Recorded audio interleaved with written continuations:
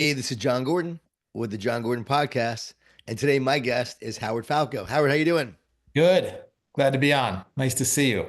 Okay, so I love your book title. It's called Invincible, and I think this is the best subtitle I've ever heard, ever seen. Wow. The mindset of infinite potential and the secret to inevitable success. What do you mean by infinite potential? Do we all have infinite potential? We all have access to infinite potential. It depends on how we organize our mind as to how well we connect with that infinite potential and ultimately put the conditions together to manifest that potential. That's why self-awareness is so important when you're trying to create in life. What about inevitable success? How do we have inevitable success? Because once you learn how to connect with that field of infinite potential, you can create whatever it is that you're looking for. And success doesn't necessarily mean manifestations in the world or material things. It means peace of mind. It means success in your relationships. It means a feeling of well-being about who you are. To me, that's what defines success. And so that's why with the access to this field of infinite potential and learning how to connect with it, you can achieve that and experience that. Howard, what do you do? What is your job title? Well, I wear a lot of hats, as you know. I'm an author. I'm a mental strength coach to college and professional athletes, and I'm a teacher on spirituality and consciousness and the way that we connect with the world and create. So, Do depends you on. believe do you believe this consciousness that you're talking about, understanding that awareness actually helps you with your sports performance or business performance or any high achieving endeavor that you want to take on? I believe it's imperative. I believe once you realize that we are in an infinitely creative universe that's very divine and exact in the way that it connects with each one of us, then you can open up to learning how you can connect more with that and get more into that flow state because you're in a space of understanding of mind and you're coming from a place of understanding that allows you to more easily manifest the things that you want. One of the most astonishing things that I learned, it's not only the way that we organize the thoughts and feelings we have about ourselves that causes creation to happen for us, but this divine universe knows what our truth is and is connecting to us based on that truth. Hmm. And so when that hit me, I was just astonished at the exactness and the perfection of how things unfold for us. The universe, divine universe, has an intelligence to it. You said it knows us. I would have to say that there's a God that actually knows us, is the way I would interpret it. Like it has to Yeah, be personal then. It's not just some ethereal, invisible, non-attached force. It has to be this connection, this personal that actually knows us then. Am I right? yes, I mean, divinity is another word for God. It's just, I believe the word God to be the most sacred and subjective word in the universe. And everybody has a different experience with what that means. And so to open it up to people that see it as a creative force, as the universe working on our behalf, source, infinite intelligence, it's all God. But it's just everybody has a different way of connecting with that word. Interesting. So when you coach athletes and you want to help them perform at a higher level, where do you start? Well, I start with what is your intention? What are you trying to create? Because once an athlete can demonstrate to me what it is they're trying to create, then I can show them how this work is aligned with that. But before there's an intent for what they want, offering this, it's going to change you. And so once you realize that it's aligned with what you want, that's the first step. What is your intention? What are you looking to create? You want more success? You want to get to the next level? You want to break through? Okay, let's begin and let's take a look at what you've been feeling and thinking, and let's really dig in and find out where there may have been some limits in your mind, in your subconscious mind that you haven't been able to see yet, and it's my job as the mental strength coach to help you find where those have been. They could be from your personal experiences. They could be from childhood that you never know got into your mind. And even as I say in the book, there's another sneaky way that our beliefs get into our mind, and that's from generations of genetics. It's not just eye color, hair color that create, that run through genetics. It's also the way we socially adapt and experience the world. And so, but the good news is, because of the field of epigenetics, we've learning how our genetic expression changes real time based on our environment, that once you become aware of that and you see where the blocks have been, you can become conscious of how to break through them and change that, and thus change the arc of your entire destiny. Mm. That's what's been so exciting. Why'd you want to write Invincible? I wrote two other books after my experience with all this incredible awareness, this grace that I received. I wrote I Am, and then I wrote Time in a Bottle. And these books went out there and started to change people's lives. And I did so much work in the field with people going through so many different things between anxiety, depression, and then athletes all over the world that called after they read it and said, here's what my performance changed. I wanted to write a book that not only presented the information, but presented the formula that I've used to work with people in a step-by-step process of how they elevate their awareness and their consciousness to experience and receive more. And so this book is much richer in terms of the stories that are in there, from real world examples of 20 years working in trenches with people, going through a lot of different scenarios and how they overcame it. You talk about this awareness that came to you and this like this grace. How long ago did that happen? Was it a spiritual experience? Were you on top of a mountain? When did it happen and how? Gosh, how much time do we have, John? I'll give you the short version. So my whole life, I've been curious. I've been a seeker, trying to understand some of the bigger existential questions. It was all sparked on a camping trip I went when I was 14. I grew up in the suburbs of Chicago, and when we went on this camping trip up to northern Minnesota near the Canadian border, we got up there, it was nighttime, and I went out to this dock and went to the end of the dock and peered into this lake. And as I peered into this lake, the top of it was still as could be because there was no wind. And as I looked into the lake, it looked like lights shining up from one section of the lake. Then they were shining up in another section. Then I realized these lights were covering the entire lake. And for a second, my brain couldn't figure out what I was looking at. And then I looked up. And in that moment, my life changed. I could not believe what I was staring at above my head, the amount of stars in the sky that were obviously reflecting off the lake I had never seen before. And it sparked this divine yearning to understand more about the nature of existence and life and set me on this path. And so I was trying to figure out how to find happiness. My parents got divorced in my mid-teens. I left home at 18 to go to college out west at Arizona State. And these questions still filled my head about how to understand life. So I got my degree, went into the business world in the finance business, got married, check, check, check, had two kids, check, check, check. In the meantime, I'm still trying to figure out what happiness is because I wasn't fully content and I couldn't understand why. And so I reached a point at which I thought I had everything figured out. I wasn't happy. I thought the last thing was millions of dollars. And then I realized I'm dealing with people in the finance business that have more money than they know what to do with, and they weren't happy, a lot of them. So that last checklist item was gone, and I didn't know what it was anymore. That's when I threw my hands up to the universe, to life, to God, and said, I'm ready to understand.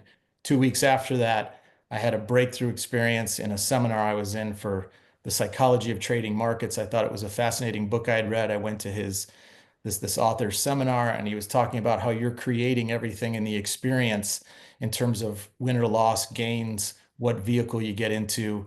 And I thought, wow, not only are we doing this in the financial markets, we're doing this in life. And so finally, John, I had the beginning of a door or a window into what was formerly a doorless and windowless room. So that blew me away. The second thing that blew me away was that I had asked these deep questions of life to the universe, to God. And 2 weeks later, the answer started to enter my space and it hit me. This is how it works. The universe is constantly trying to connect with us and get us the awareness we need to create whatever it is that we're looking to create. And so I was like this little kid, like back when I was 14, looking at the stars in this awe and wonder. And so I went into every day in this very mindful place where I was like, where's the insight going to come from today for me? And 6 months later, I had what was, almost an unspeakable experience of insight all at once, where from one moment to the next, um, it just so many things became known about existence and life that I knew my life had changed in this moment. It's all detailed in the introduction to the book, but I knew my life had changed and I was, I left the finance business and I went out to write these books and share this work on how other people can experience this wisdom more on a daily basis, step into mindfulness and expand the possibilities for who they are through the process of self-awareness and self-understanding. Um, there's a quote in the book. It's a Druid axiom. It says, seek to understand the whole universe and you'll understand nothing. Seek to understand yourself and you will understand the whole universe.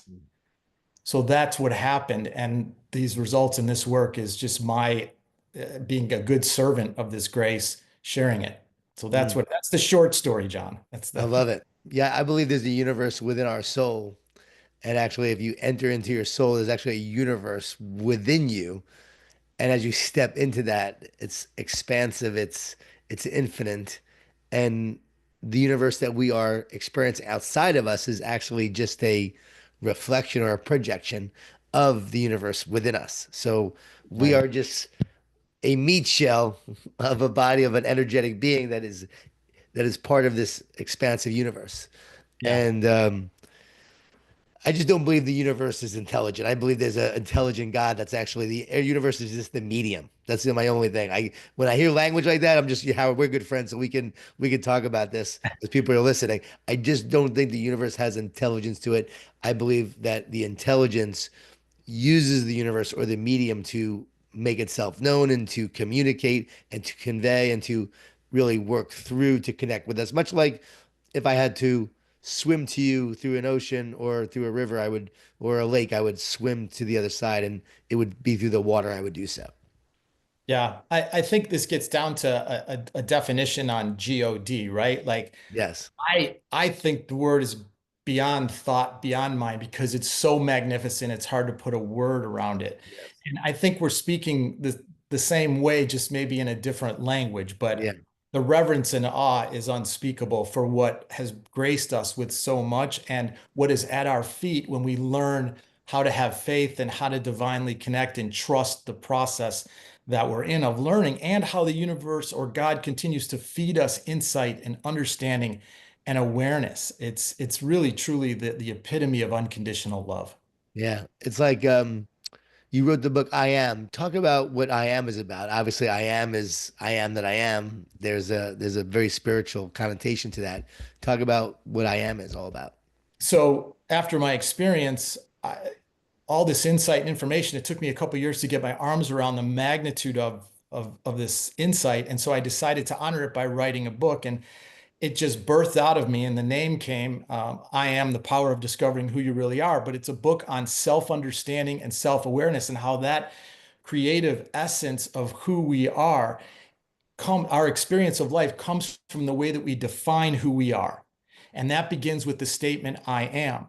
But as I mentioned in Invincible, you can't harness the full weight of that power of using that language until you have a sense of appreciation, respect, and love for yourself that will allow you to use it.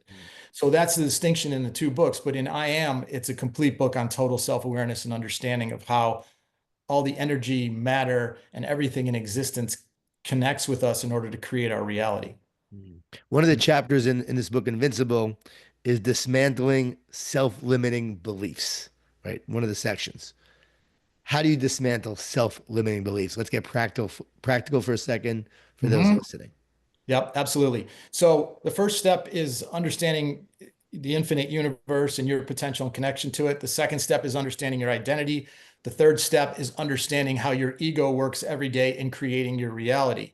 Once you understand your potential, what your identity is formed, and what you can do in terms of being cognizant of your ego and what it's creating, then all that's limiting you or keeping you from the expansion of possibilities are limiting beliefs. And so you Let's can't let's change. let's go back to a second. What's the ego and how is the ego creating what I'm experiencing? So the ego is the bridge between what you believe is true and the creation of it in your reality. So it's all the energy that's organizing the conditions out there that give you validation of who you believe you are. And when I have the way of breaking down the ego, first of all, I don't see it as an enemy, it's an ally to us. Yep. because if it's an enemy, you're going to resist it and you're going to resist what it's showing you. But as an ally, you can be the witness and say, what is my ego doing and where is it coming from? So it allows you to dig in further to self-understanding and self-awareness. But I break it down into two types of an ego. One is the passive ego and the active ego. The passive ego is the one that gets up, eats breakfast, takes a shower, goes to work, says hello to people, goes to the grocery store, etc. It's the passive ego. The active ego is when your reality or who you think you are is not getting validated. There's a conflict. Now the ego has to flare up and go to work to get you to back to that state of peace that you are who you think you are. And if there's insecurities in who you are, you're going to have a much bigger, more active ego all the time, trying to constantly convince you and convince you that you're okay.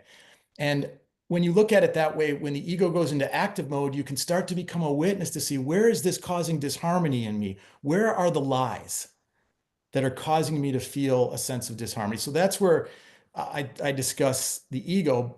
But once you start to understand that you're in charge of directing it and you can start to interrupt the patterns and the old truths that the ego is listening to and replace them with new truth, then the only thing that is stopping you are any limiting beliefs. And so to become aware that when you were 8, your father said something to you that you'll never amount to nothing, and you didn't realize that that's been way down in your subconscious and you've been living that truth, and you now see it, and you see that that truth now doesn't carry any weight at all in terms of what you're trying to create, and you now see your true worth, you've dissolved a limiting belief and you replace with I am worthy. And once you truly embrace that authentically, not just intellectually, but authentically by going through a process of questioning and answering, then you feel different about yourself. There's a different energy and aura about you. And you start to believe more of what you can accomplish. And that energy kicks off of you. And that's when miracles happen. And I've seen it real time so many times with athletes or with individuals. So this gets me really excited because this is the doorway for so many people through this, through self-awareness and understanding the identity. So that's what the chapter on self-limiting beliefs are. And it's a really important step in the book because it's the one right before breakthrough. Mm. Talk about breakthrough. So once you realize that, then you're in a place of breakthrough where you can now liberate, step 5 is liberating your mind to new possibilities, liberating yourself to new possibilities. And you start to understand what self-honor is, self-respect, and self-love. And as you embrace more of this, the field of possibility, which is like a bubble, starts to expand. And in that expansion of the circumference of that bubble, there's more possibilities that are now available to you. They were always there, but again, God or life can only meet you with what you believe you are worthy of, nothing more and nothing less. But as you see more of your worth, then you can glorify more, then you can expand more, then you can create more. So it's really exciting when you get into that phase of breakthrough. And then once you know that, then you're ready to harness the power of I am and take control of the narrative of your life through those statements. But doing it before that, there's not a lot of power in it because it has to be rooted in a true, conscious, spiritual, and loving understanding of the grace of that power and what can be done with it. But this is what great athletes know intuitively and instinctively. And and some of them have learned it over their life, but this is the secret, sort of the key code that I'm giving away in the book, or offering anyways, for people to embrace. And that's what you do in your coaching. Yeah, this is the exact, I go through a process, and actually there's a running dialogue with a client from an amalgamation of hundreds of clients and conversations we've had. So you can voyeur in on that conversation process throughout each step in the book. Yeah. How did you go from having these awakenings to then begin working with athletes in college and also pros? Like, how did you go there? And were you expecting that step to be a part of your life? Um, Yes and no. So when my life changed and I knew I was going to be just a humble servant, offering this grace to other people, I put the book out. It got picked up by a major publisher, and I was graced with being able to teach and speak about it. That led me to working with people going through situations you can imagine in life and situations you can't imagine. And this information helped them. It elevated their state of mind. It changed their life. But one of the things that I thought when this all happened was, I was like, is this it? Do I shave my head, put a robe on, disappear on a mountain? Like, no, I had two kids. I was coaching club baseball for my son. I was having a blast. Why can't I take this to mainstream? Right. So I said to God or the universe, I said, I'd like to make this as widely available to the biggest audience possible. Ironically or non-coincidentally, um, about 6 months after I Am was out, I started getting calls from college and professional athletes who said, I Wow. read your book, I Am, and here's what happened to my performance. Do you work with athletes? I grew up playing every sport. So I knew how to speak the language, and it was just a seamless transition. And then I started working in NFL and college football and Major League Baseball and PGA Tour, which has been a big passion of mine for years, playing the game of golf. So it's been great to see this work unfold. And again, a lot of the stories are in the book of that. Why do you think athletes are drawn to your work and to your thought process and your approach? Because I don't think it's too esoteric. It's very straight. It uses some science, some philosophy, some spirituality. I also think that athletes are always looking for the edge. And there's been so much, John, on nutrition and food and isometrics and technology, when the biggest mover, the biggest separator in sports is the mind. Mm. All those pieces are important, don't get me wrong, but the mental side is like this new edge, or at least when I started 15 years ago, it was new. It's not so new anymore, but I think they're always looking for what the edge is. And what's been fascinating about that is as I've gone and worked in professional sports, I remember one time I was brought into a team in spring training and I was in the dugout during some spring training games. And I thought, okay, it's going to be interesting after my talk. Who's going to come up? And a lot of the young guys did, but it was the veterans and the guys who were all stars that kind of shocked me. But once I thought about it, I'm like, of course, that's how they got to be who they are, by being on the edge, by seeking new information, by being curious. There's a great story I have in the book of a game I watched once at the end of the season with Tom Brady, where they were playing the Ravens. They were losing the game. And he got the ball back with like 2 minutes to go in the game on their own 10-yard line. And everybody thought Brady's going to drive down the field and score and they're going to win. Well, this was one of those cases where he didn't. I think he threw an interception and the Ravens ran the clock out. But when they panned to Brady on the sidelines with like 30 seconds to go, what was he doing? Was he groveling? Was he yelling at teammates? Was he getting ready to, take off on vacation and hit the locker room? No. He was on the sidelines sitting down on the bench, looking at his iPad, trying to figure out what just happened. The season was over, but he wanted to know, what did I do wrong? What went wrong there? What can I learn? And as I say in the book, which would eventually help for the 5 Super Bowl victories that were yet to come for him. So I think great athletes have an insatiable curiosity to learn and grow and continue to expand, which is what makes them great. So that's why I think athletes are drawn to this work, because it is the edge. And they'll always look for the edge. And if they can find the edge that will help them be successful, they'll tell others about it and they'll want more of it. That's what makes so much sense, right? High achievers are always looking for the edge.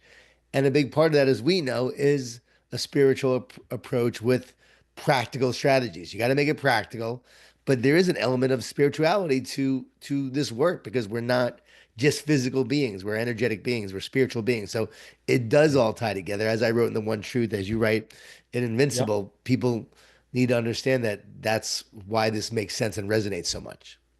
that's exactly right. One thing that great athletes and why they're such great examples for life, and that's what I love about this insight, is that this mental strength work is transferable to everyday life for everyday people, but is that they are unafraid to be vulnerable and to use faith because they're looking to expand the nature of who they are. They're not looking to protect who they are so they can just protect their salary and stay where they are. Great athletes are constantly pushing into that space of unknown potential and expanding. And the more you can do that as an athlete and learn to live in that space, wow. I hate to use the word payoff. It almost sounds a little too expectant, but the result of that, the abundance, the once you get through your tests and your challenges, because those will come, And that's part of one of the steps in the book is how to handle those. But once you get through that, wow, it's just it. If more people knew this, as you know, wow, this world would change because so many more people will be thinking from a different level of mind about who they are and what they're worth in this world.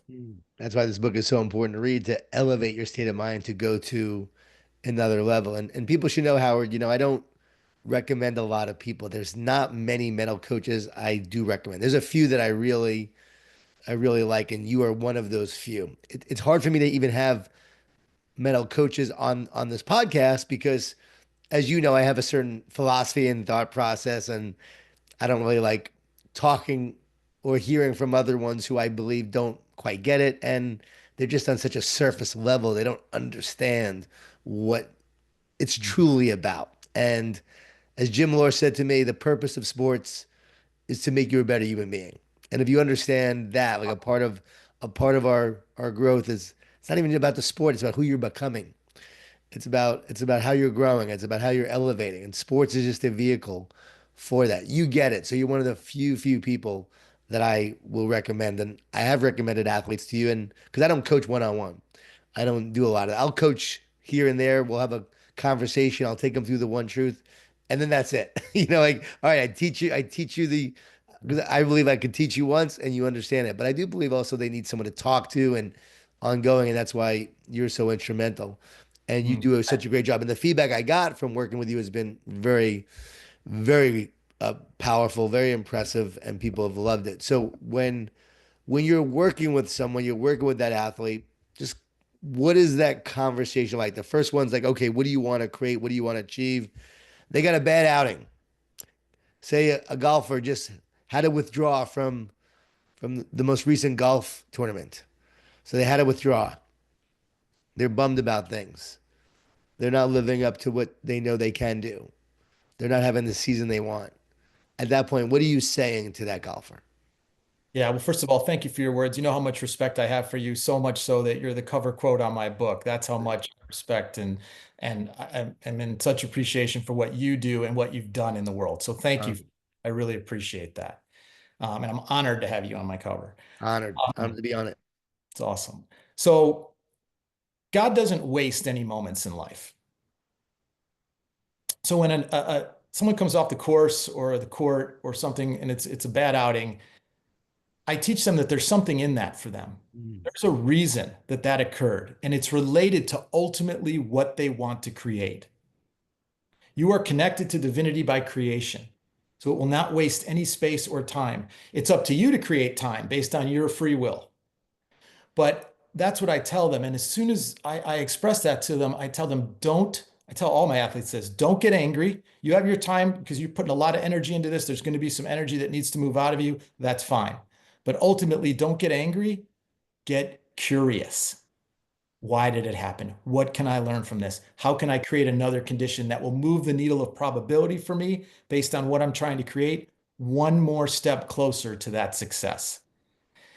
And so that's what I teach them about that, and that's where they lean in on it. But in the very beginning, to go back to your first part of your question, it's about connecting with them and letting them know there's no judgment on what's going on. I am just here as to humbly help them achieve whatever they're looking to achieve, and to be a very honest sounding board in giving this understanding and this insight to them so that they can get to where they want to go. Feel like a So lighthouse, you know? yeah, I love that. You're guiding them in the right direction. Don't Right. get angry. Get curious. I love that. So when I'm playing pickleball, Howard, and I miss the shot, which you've seen me play, Yeah, at for our good. good friend Jim Kaiser's house, and I missed the shot, and I might curse in that moment, which is the only time I curse was when I play pickleball and drink tequila occasionally, which is a couple of times a year. But when, when I do, and I miss the shot, and I get angry in that moment, but then right away I move on. But that anger in that moment does help me like focus.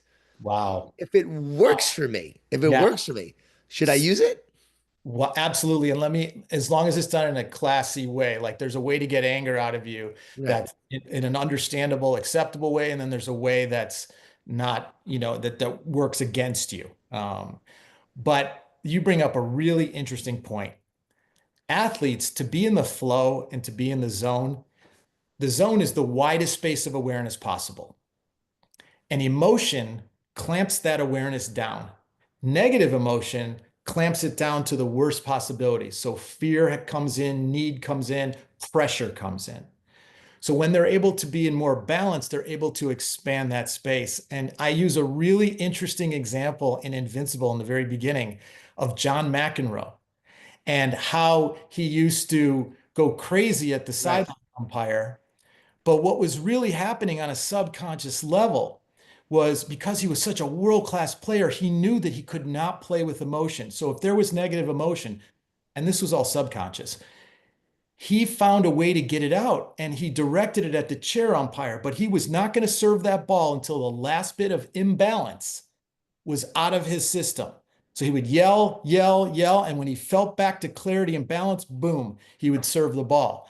And many marveled at how he could be yelling and emotional in one moment and playing at a world-class level in the next. But it all had to do with the way he was getting emotion and energy and out of his body so that he could get back to clarity. It's a fascinating example in As sports. you are saying that, I'm getting a visual of a contraction expansion, contraction expansion. What's Mm. really happening is there's a contraction and expansion because you said the negative emotions contract, but there's an expansion, almost like an accordion, right? Yep. And so there's an ebb and flow, and so you're contracting, but then you're able to expand. And I think the more you do this, perhaps it might be a healthy thing to contract. I mean, your heart has to pump, expand, contract, expand.